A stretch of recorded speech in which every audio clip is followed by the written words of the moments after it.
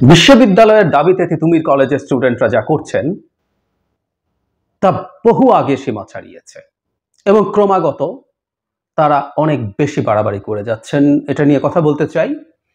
In fact তারা এটা করার মাধ্যমে এই শহরের বা এই দেশের জনগণের খুবই বিরাগভাজন হয়ে উঠবেন, কোনো সন্দেহ নেই, বা উঠেছেন এর মধ্যে। তার আগে ছোট্ট একটা ডিসক্লেইমার। গতকাল একটা ভিডিওতে শেখ হাসিনার ডাস্টবিনের ছবি দেয়া নিয়ে আমি জনাব আনু মোহাম্মদের একটা স্ট্যাটাস পড়েছি। আমি দেখলাম যে এটা আমি সম্ভবত মিসকমিউনিকেটেড হয়েছে। এটা ইনফ্যাক্ট শুধু কেউ করেছেন তা না, সম্ভবত আমারও প্রকাশে কিছুটা ভুল ছিল। আমি ওনার স্ট্যাটাসটা পড়েছি একটা ভিন্ন কারণে। এই নয় যে তিনি শেখ হাসিনার দোসরে পরিণত হয়েছে, কারণ আমি অনেকের মন্তব্যে দেখলাম তারা মন্তব্য এভাবে করছেন। ইনফ্যাক্ট এই মানুষটা শেখ হাসিনার বিরুদ্ধে লড়াইয়ে ছিলেন, এমনকি যখন কারফিউ হয়েছে তখনও উনি মাঠে ছিলেন, আমাদের এগুলো জানা আছে। এর আগেও বহু সময় বিভিন্ন দাবিতে, বিশেষ করে রামপাল বিদ্যুৎ কেন্দ্রের বিরুদ্ধে তার ফাইট আমাদের মনে থাকবে। তিনি নিগৃহীত হয়েছেন, অত্যাচারিত হয়েছেন। আমি কোনোভাবে সেটা মিন করতে যাইনি, কিন্তু আমি ওনার স্ট্যাটাসটা পড়েছি এই কারণে, আসলে আমাদের গণতান্ত্রিক স্বাধীনতা কতটুকু থাকতে পারে সেই প্রসঙ্গে আসলে ওটা পড়েছিলাম। এবং এটাও আমি মানি যে তার নিজেরও যেই ডাস্টবিনের ছবি দেওয়ার বিরুদ্ধে কথা উনি বলতেই পারেন, এটাও তার গণতান্ত্রিক অধিকার। কিন্তু আমি যেটা বলতে চেয়েছি যে খুবই প্র্যাকটিসড গণতান্ত্রিক চর্চাগুলো আমাদের অ্যাকসেপ্ট করে নিতে হবে, ভালো না থাকলেও। আমি এই জিনিসটা একটু ক্লিয়ার করে রাখলাম, কারণ আমি দেখেছি আমার ভিউয়ার অনেকেই মিসকমিউনিকেটেড হয়েছেন, মন্তব্য দেখে মনে হলো। তিতুমির কলেজ প্রসঙ্গে গতকাল সন্ধ্যার পর আমাদের সামনে খবর আসে, প্রধান শিক্ষা উপদেষ্টা কথা বলেছেন এবং উনি খুব স্পষ্টভাবে জানিয়ে দিয়েছেন তিতুমির কলেজকে ভার্সিটিতে কনভার্ট করা হচ্ছে না। এরপর তিতুমির কলেজের স্টুডেন্টরা মুহূর্তেই তাদের কর্মসূচি ঘোষণা করেছেন।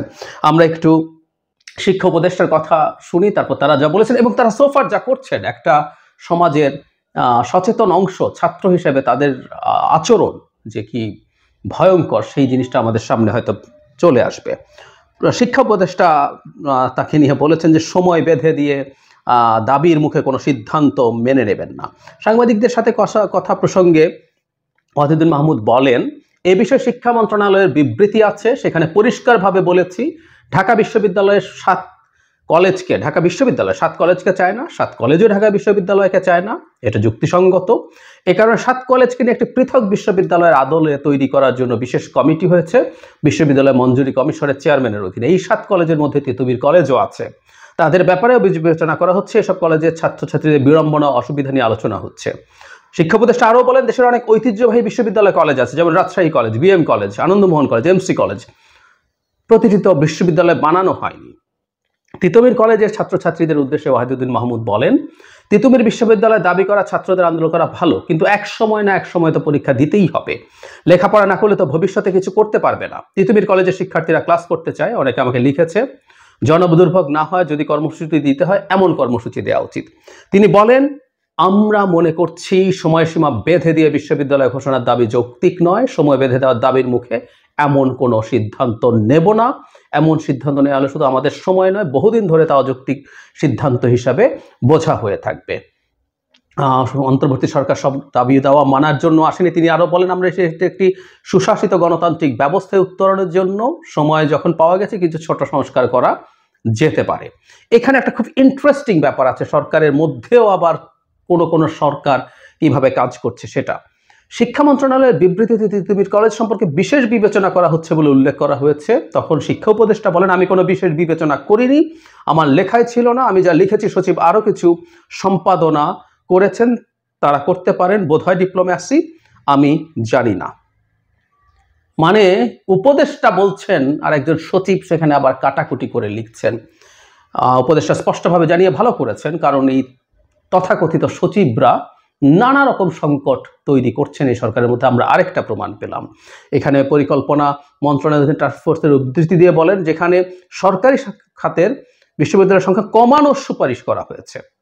সরকারি খাতে 55টা আছে, গত 7 বছরে অর্থনৈতিক বিষয়ে এত দ্রুত বিষয় করে বাংলাদেশ করেছে ঢাকা ভার্সিটি, মানে ওনার ভার্সিটি কমানোর কথা বলছেন। ইনফ্যাক্ট এই কথাটা আমিও গত সরকার যখন প্রতিটা জেলায় বিশ্ববিদ্যালয় করা হচ্ছে, আমরা অনেকবার আলোচনা করেছি, এগুলোর ইনফ্রাস্ট্রাকচার ডেভেলপমেন্ট আছে, লুটপাটের সম্পর্ক আছে, এসব করে তারা এসব নানান জায়গায় প্রচুর প্রকল্পে বিশ্ববিদ্যালয় করেছেন এবং এগুলোর বিরোধিতা করেছি। এটা নিয়ে অনেকের খারাপ লেগেছে। ধরে ধরে সবাইকে BA MA পাস দেওয়ানো, গ্র্যাজুয়েট মাস্টার্স বানানো একেবারে অর্থহীন। এবং আরেকটা কলেজ এখন ভার্সিটি করতে চাইছে, আমি সেই জায়গায় আসবো। তাৎক্ষণিকভাবে এটা প্রত্যাখ্যান করেছে তিতুমির কলেজ। তারা বলেছেন তাদের সংগঠন ফেসবুক পেজ থেকে, তারা বলছেন এখন মানে এখনই ব্যারিকেড। এটা গতকাল সন্ধ্যায় তারা বলছেন। দাবি আদায়ের এক পথ, সবাই তাহবান্দে আসুন। দাবি আদায়ের এক পথ, রাজপথ রাজপথ। সবাই আমতলী মুভ করেন, সড়ক ও রেল অবরোধ হবে। কাল নয়, আজই ব্যারিকেড হবে। এখন মানে এখনই, সবাই দ্রুত চলে আসুন। শিক্ষা উপদেষ্টার বক্তব্য প্রত্যাখ্যান করে একজন শিক্ষার্থী বলেন, সরকারের খামখেয়ালি আমাদের রাজপথে নামতে বাধ্য করেছে। আমাদের আন্দোলনের ফলে সৃষ্টি হওয়া জনদুর্ভোগের জন্য আপনারা দায়ী। আচ্ছা, প্রাথমিকভাবে একটা কথা একটু আমরা এভাবে বলি, সেটা হলো একটা বিশ্ববিদ্যালয় কলেজ, তো এটা একটা পুরনো কলেজ, বড় কলেজ, বিভিন্ন বিষয়ে সচেতন স্টুডেন্টরা এখানে পড়ে বলে আমরা বিশ্বাস করি। মানে তারা মনে করছেন গায়ের জোরে এভাবে চাপ দিয়ে একটা ইউনিভার্সিটি বানিয়ে নেওয়া যাবে, এটা তারা মনে করছেন। এবং উপদেষ্টা যেভাবে বলেছেন, দেশের বিভিন্ন জায়গায় ঐতিহ্যবাহী বড় বড় কলেজ আছে, ঢাকায়ও আছে, ঢাকা কলেজ, এই যে 7 কলেজের একটা ইডেন কলেজ, পুরনো, অনেক বড়, অনেক স্টুডেন্টস আছে। মানে এখন প্রত্যেককে ভার্সিটি চাইতে হবে এবং সবগুলো কলেজকেও ভার্সিটি করে দিতে হবে।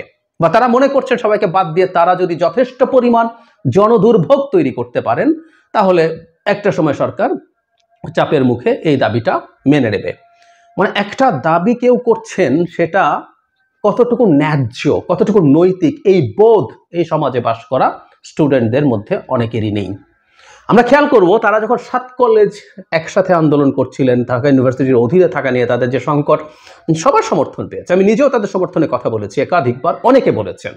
কিন্তু তারা এখন যা করছেন এটা বাড়াবাড়ি, ভয়ঙ্কর রকম বাড়াবাড়ি। এবং এরকম পরিস্থিতিতে আসলে প্রশ্ন আসে, কাদেরকে দিয়ে উৎসাহিত হয়ে বা কাদের উস্কানিতে বা কাদের পরিকল্পনায় তারা আসলে মাঠে এগুলো করছেন, এই প্রশ্নগুলো আসতে হবে।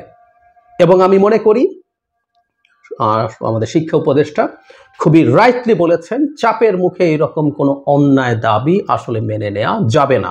এই কথাগুলো আসলে সরকার যদি আরো আগে থেকে বলতো এবং সেটা মেন করত এবং সেটা কার্যকর করার জন্য যদি প্রয়োজনে বল প্রয়োগ করত, তাহলে সেটা হতে পারত, এই পরিস্থিতি আর তৈরি হতো না। এই তিতুমির কলেজ তাদেরকে ভার্সিটি করার জন্য এর 1.5-2 মাস আগেও দীর্ঘ সময় রাস্তা ব্লক করেছে, রাস্তা ব্লক করে ভয়ঙ্কর রকম জনদুর্ভোগ তৈরি করেছে। এগুলো আমরা সাক্ষী হয়েছি, ভুক্তভোগী হয়েছি। গত 2-3 দিন থেকে তারা একই কাজ করছেন। তারা এখন আবার ঘোষণা দিচ্ছেন এবং দাবি করছেন তাদের দাবি যেহেতু মানা হয়নি, তাই এই জনদুর্ভোগের জন্য সরকার দায়ী। মানে তাদেরকে ভার্সিটির ঘোষণা দিলে তারা এখান থেকে সরে যাবেন এবং তাতেই এই সমস্যার সমাধান হবে, তাতে সরকারকে আর দায়ী করা যাবে না। এই হচ্ছে তাদের কথা।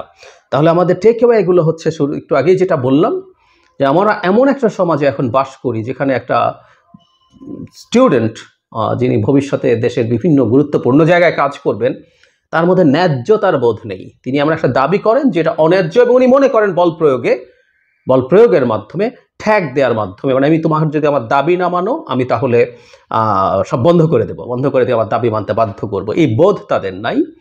নাম্বার 2 হচ্ছে কিঞ্চিত আসলে সরকার দায়ী এই অর্থে আমি মনে করি সরকার নিজের দুর্বলতা ক্রমাগত প্রকাশ করেছিল বহু ক্ষেত্রে। যেসব ক্ষেত্রে আসলে সরকারের তেমন কোনো ঝুঁকিও ছিল না, সরকার সেই জিনিসগুলো সঠিকভাবে প্রশাসনিকভাবে ম্যানেজ করতে পারেনি, ট্যাকল করতে পারেনি। সরকার যে বল প্রয়োগের ক্ষমতা আছে এবং সরকার সেই বল প্রয়োগের মাধ্যমে, বল প্রয়োগ আমি রিপিট করি, বল প্রয়োগ মানে এই না আপনি ধরেই গুলি করবেন, কাঁদনে গ্যাস মারবেন, পেটাবেন না।